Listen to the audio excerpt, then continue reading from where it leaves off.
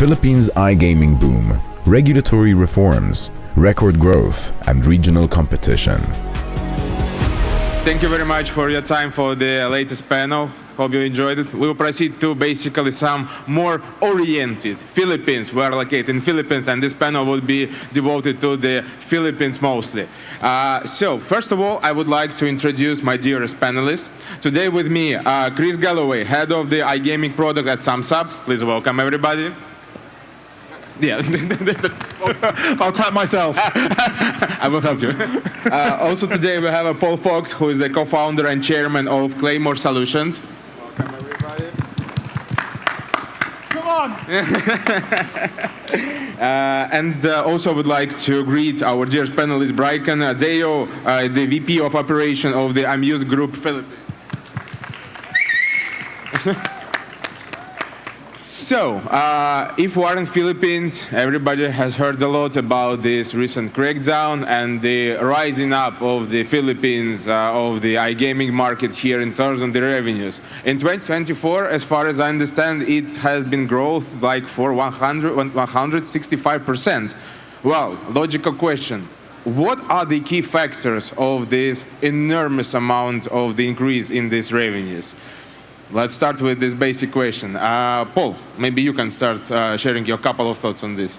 Yeah. Well, the domestic market's in its infancy, really, in the Philippines. It's only been since COVID that it's been introduced. We've seen operators like Bingo Plus, Arena Plus, the Digi Plus group, who've grown exponentially, and I would think single-handedly they would be responsible for a large part of this growth. Oh wow, amazing, amazing. And a lot of operators actually basically left the market and tried to find other, they left offshore operation. This is very important to consider. And basically they tried to choose another region, so might be some of them also switched to the local market. Or they were already present on the local market, so it actually doesn't make any difference. I mean, the local players here are different from the ones who were in the Pogos before. It's the real distinction there. Okay. Kris? Yes. Yeah, I was going to say, I think it's worth mentioning that 95% of the Pogo market was essentially the Chinese market at the time. So a very, very big distinction. I think that there's a lot more trust now with the Pigos coming into effect. I think players are more comfortable playing online. I think there is still a degree of, let's say, friction between offshore operators who are still active in this market. It's worth mentioning that I think there's been about a 70% crackdown in terms of the government actually prohibiting or ISPs prohibiting access from those companies. But I was just doing a random check this morning, and of the grey market casinos, about half of the ones I checked are still accessible. But I was pleasantly surprised compared to some other licensed regions at the fact that that means half are still prohibited, which is relatively good in this case. It's amazing, yeah. Actually. I usually like the reports from the regulators from different markets. I know from Germany, from some ex-USSR region. Okay, this month we have blocked 4,500 websites, and wow! And how many murals were created, guys? Yeah, but it also creates this kind of weird arms race, because a lot of the ones that get, a lot of sites, a lot of the grey market operators will issue a landing page that kind of educates their users how to use a VPN. It kind of goes, oh no, we're blocked in your area, unfortunately, but if you've got a VPN turned on, make sure you disable this, right? And it'll go into detail as to what it does, almost as this subtle message as to how you can get around that, which should probably be tackled at a government level as well. Thank you. Yeah, 100% agree. Well, it is what it is. Yeah, Brycan, please share your, on-ground experience of this enormous amount of the growth in Philippines. Yeah, 165%, you said. So that's like $2.6 billion in 2024. Oh, wow. Yeah, that was the revenue that was generated in 2024. And a lot of contributions, that's why it was like that at that time. Number one was because of the taxes. PAGCOR actually reduce their taxes from 55% to 30%.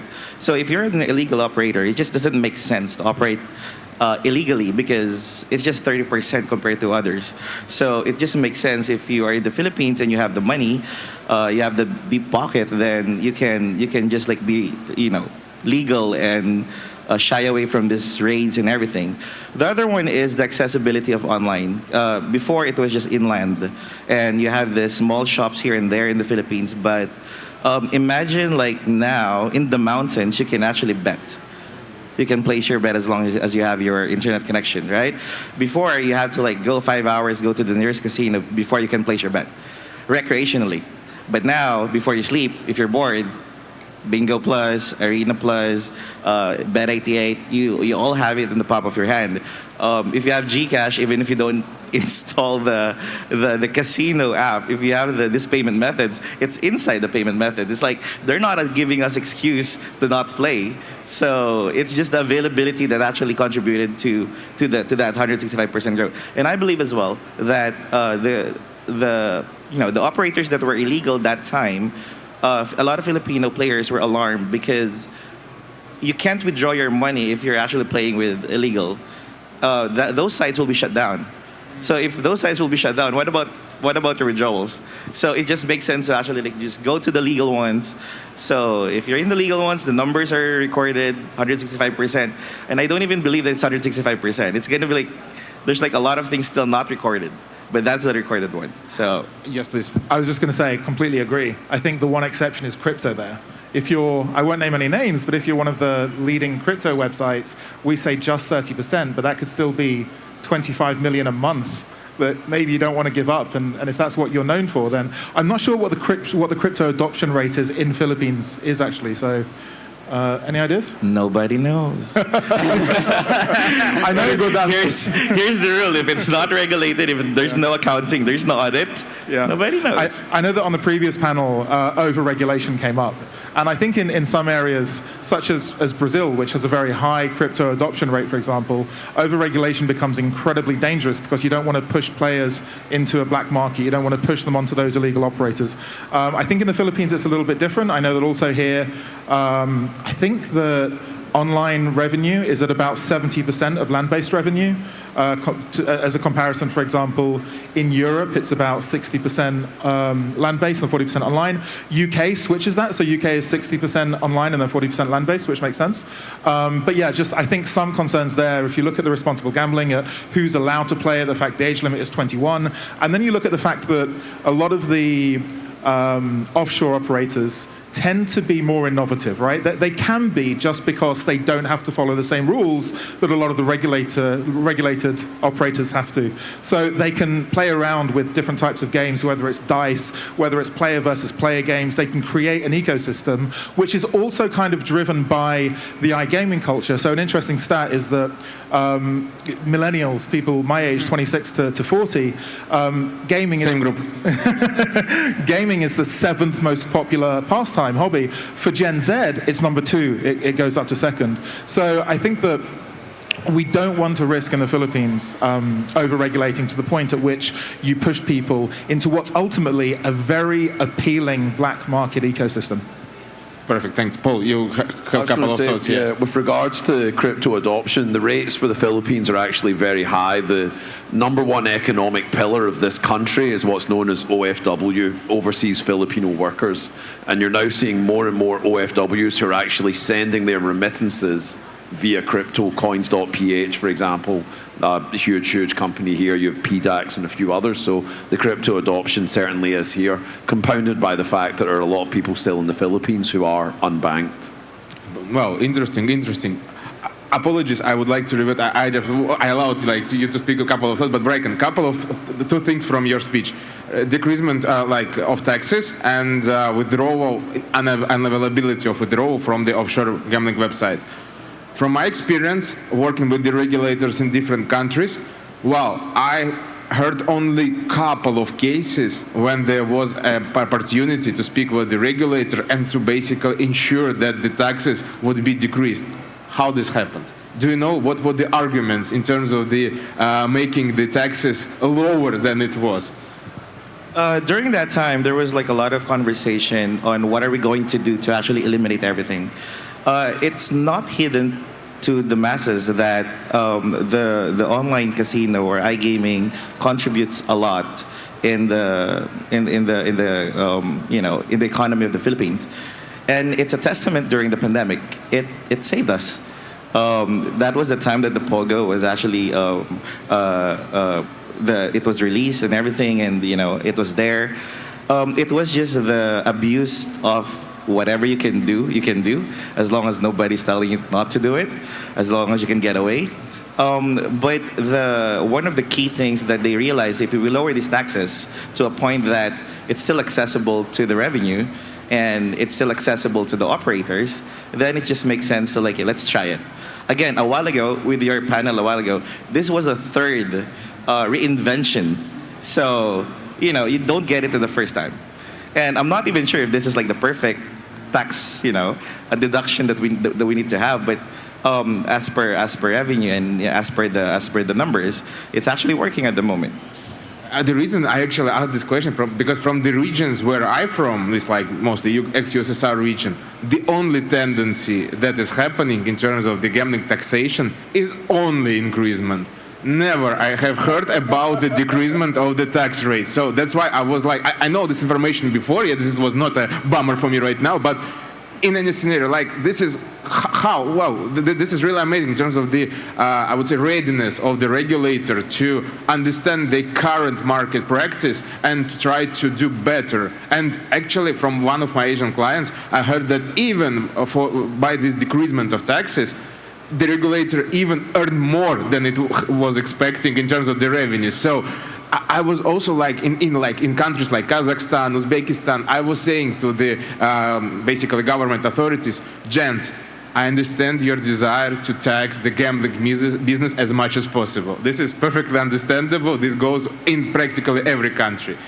But try to figure out that this is really actually touches with the point in terms of the balance of the regulation. If you do really high taxes, you would gain a lot of offshore market. If you do the taxes that basically would allow to make your operation legal, at least same viable as the offshore. I'm not saying more viable than offshore. It's impossible to do, take into account all this regulation, but at least the same viability in terms of the comparison between this, you would gain a lot of money. So this is very important thing and very important, I would say, subject. I would like to change my answer. Okay. The quickest answer is we're Asian. We love to bargain. That's why even the taxes we bargained. Of course, I'm kidding. Packard. I'm kidding, Packard. Well, this actually leads us to the point of the adhering to the cultural peculiarities of the particular countries, like bargain, and especially in terms of the taxes. Okay, apologies. The second question, I'm really interested in terms of this. Is it really that if you're playing the offshore website, there was a huge problem of not being possible to withdraw your winnings afterwards? Because obviously this is an issue with the offshore websites, but you mentioned it like a cornerstone thing, and maybe I just want, if you can elaborate something on this, would be good. It came from a personal experience. I wasn't really. I'm playing the gray market. I'm playing the black market. I'm playing whatever color it is. It's for comparison as well and for research purposes, but I had an experience that I won, verification was done, but verification didn't stop. They just kept on asking for whatever, because it's quite a large amount of money that I won during that time. And then I wasn't able to Thinly veiled get it, and then they actually closed the site. Okay. Oh, before you got your money? Before I got my money. And then after a month, the site was up, but the URL was just changed for a letter. If it's PXN, then it's PXT now. But it's the same site, so personal experience. Oh God. Okay. No, I also had kind of same experience, but you just mentioned, it's like a separate point. That's why I decided maybe there is something more on this that I have not seen. All right, let's wrap down with this regulatory stuff, because we can discuss more and more and more. The real practical question that I have on my mind is basically related that on these POGO's crackdowns, obviously Philippines were employing a lot of gambling professionals in the country, and a lot of companies were using the services of these gambling professionals, especially for these potential Chinese operations related to these POGO things. How the situation has changed since these crackdowns? I think Paul would be the mostly right guy to start this conversation. Yeah, it's an area where PAGCOR have made tremendous strides forward. So the criticism of the POGOs was, of course, that online gambling is illegal in China. These payments were being made here. It put the Philippines on the grey list. And the biggest criticism was that they never employed enough Filipinos so that the Philippines didn't gain from it. At the same time, the Philippines has long been the BPO call center capital of the world, and that's the pivot that we've now seen from PAGCOR to what's known as SCBPO accreditation. So it's not a license to take bets, it's an accreditation to have a back office outsourced in the Philippines. So the two most famous examples would of course be Entain and William Hill. They were the original SCBPOs. I'm very proud to say that my new company Claymore, we just launched, we have Fanatics as our first client. So basically we provide them access to the workforce here, where of course there's a lot of talent and experience. It's also very cost effective, but without any of the headaches. So it allows reputable, internationally licensed gambling companies to hire Filipinos without having to deal with any of the challenges or pitfalls that we've seen in the past year. So I think it's a great thing to basically repurpose a lot of the Filipinos who did lose their jobs in POGOs and create even more jobs above and beyond what there were before. Wow, interesting. Yes, Keith, please. Yeah, I was just going to say, I think, and I'm sure you'll agree, within the Philippines, it feels more like a restructure to the org chart than it does people losing their jobs. Obviously, I think it was 30,000 people, Filipino people, lost their jobs. 80,000. Sorry? 80,000. 80,000? Yeah. My understanding was 30, and it was about 40,000. It's actually from the government. 80,000. Really? 80,000 from the government, but those were the recorded ones. And that wasn't total, that was just Filipino people. Those were for the POGO registered.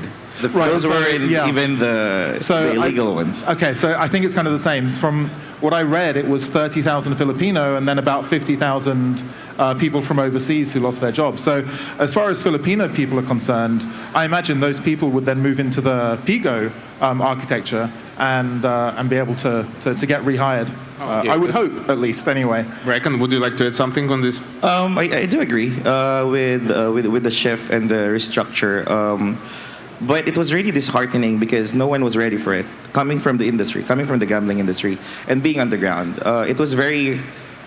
I can relate because it's a small industry. Everyone knows each other, so one mate is actually affected. But we are Filipinos. I think resiliency is something that we really have in times of sometimes desperation. So a lot of this manpower actually shifted to online freelancing, online virtual assistants and everything. And as Paul a while ago mentioned that PAGCOR actually created a CBPO during these times, and these are the exemptions. And a lot of this SCBPOs as well hired this POGO unemployed people but at least some of them. But yeah, it was. I know for a fact that until now, some of them I'm still job hunting, but it is what it is. I shout out to Bingo Plus. There's just a lot of openings with them. There's just a lot of job opportunities to them. Shout out to Dole. They gave a lot of job fairs, but it didn't work because of the salary package bracket. Because when you work in the iGaming industry, you're there, and then here you go, there's another job, but I guess we can't really match it. I think we're still in the adjustment period. I can't say that those 100,000, whatever number it is, are employed already or re-employed already. Some of them, majority of them, are still out there looking for. Yeah, because even for such a big country like Philippines, obviously take into account this, I would say, magnitude of the gambling industry in this country. I think it was a big stroke for everybody, and obviously hope that most of the people would be able to and already have done the transition to the onshore market, so they would be able to still be in the industry, but gain some other positions. I was going to say, I absolutely agree, and I think in gaming, we've all sold our soul to the devil in one way or another. But I think it's also worth mentioning the illicit means by which people were being recruited outside of Philippines. Now, obviously, there are lots of other much more much worse industries out there that will still be targeting those areas. But the fact that people aren't being lied to and manipulated into traveling abroad and then essentially being conned out of their human rights is, I think, at least a small pro. Not to take away from the local Filipino people, of course. Perfect. Paul, some couple of clothing thoughts, or you already good? I think it's a very exciting time for the country now that we're starting to see these reputable, often publicly listed international companies coming in where they're hiring 90% Filipinos. And I think that's a very important part to mention when it comes to SCPPO is that 90% of the staff have to be Filipino. So I hope that in the years to come it can really pick up the slack from those that had lost their jobs with the Pogos. Perfect. And just to add to that, if I may, just from a cultural perspective as well, it's really important to hire local people who understand what the local audience's expectations are. Something else we saw in Brazil. And if it wasn't for that, then it would collapse. Good. Very interesting. And great thing that we're discussing this, at least bringing this up in terms of the, at least awareness. Obviously, it's aware here, but in terms of the, I would say, international coverage, it's quite important to speak about this. I think in terms of the timing, we need to unfortunately wrap our panel. I mean, like the main discussion. I'm happy to continue more and more talking about different questions with you, with the professionals like you to discuss this. Let's take a couple of questions from the Q&A, so the audience would be, I would say, pleased with us that we have not left them alone. Well, there is like, which questions do you like most? I mean, like maybe two of these. Which would be interesting for you? Certainly the first one. Exactly. Yeah, that's exactly what my new company does. So we help, again, internationally licensed reputable gambling companies access the Philippine labor market here as an employer of record and also provide them with their office space so they get easy access to this market without any of the challenges from the past. Okay. Thank you for this. With the Pogo being phased out, how is the Philippines repositioning itself to remain competitive in regional iGaming? I guess the answer would be reduction of taxes, but and some good bargain. But maybe you can add a couple of thoughts on this. I'll let you answer this. I think you're best placed to answer it, but I'll just jump in quickly with. I think it's obviously attracting a lot more investment as well. The fact it's been taken off of the FATF grey list helps massively. I think it's focusing very much on responsible gambling at the moment, which is a great place to start. Just obviously with the KYC processes, who's allowed to play, who isn't allowed to play, army students, things like this, for example. And that's a great place to start. I think moving forward, it needs to, like I said at the beginning, make sure it's not excluding players or pushing players away. So there's going to be a refinement process there. But yeah, I'd say by attracting major investment. Obviously, I think the culture here is much more land-based compared to some other places, which means the fact that it's getting 70% of the revenue is already a massive win for the online community for sure. But I just think refining that and enhancing the online offering is important, especially for younger audiences. Definitely agree with that. Remain competitive in regional iGaming. I think one of our edges that I believe that it happened several times in the past 5 years is we're willing to change if there's something is wrong. We're willing to change if there's something is wrong, and we're willing to be competitive because of that. So if Thailand legalizes casino, how might that shift to regional? We're not even afraid. It's their first time. They might be reinvent themselves like how many times, right? But we were already at the end time already. So until we got to the sweet spot, then we will still remain competitive in the Southeast Asia. Just from an outsider perspective, I think it's more than willing to change. It feels like willing to progress, willing to refine, willing to pioneer, willing to listen, to adapt. Absolutely, yeah. Which is quite rare. I should move from my region to here because I'm so fed up with all this stuff happening in my regions. Like each and every time, each and every law that is going to be passed, I even don't need to look at this. I even know that it's going to be more taxes, more license fees, more restrictions, some unlogical thing there, and. If something is wrong, it doesn't matter. They still want to collect more and more money and to use the gambling business like a cash cow for this kind of stuff. Listen, I'll move with you. Let's rent a beach house in Cebu or something and just set up a remote office. Yeah, UK. We can see even what is happening in UK. They implementing more and more restrictions. It's not about only my region. It's also European region as well. Yeah. Nobody thinks about doing the right thing. Everybody and doing the, I would say, affordable things for both sides. Absolutely. Not only for one side. Yeah. Listen, I live in Spain. Do you know what the percentage of online revenue is in Spain? No, please enlighten me. 14%. Oh, wow. 14. So 14? Yeah. So it's quite big. No, low. 14% of overall I see, revenue. I see. So yeah, Cebu Beach House. We'll talk later. Well, that's...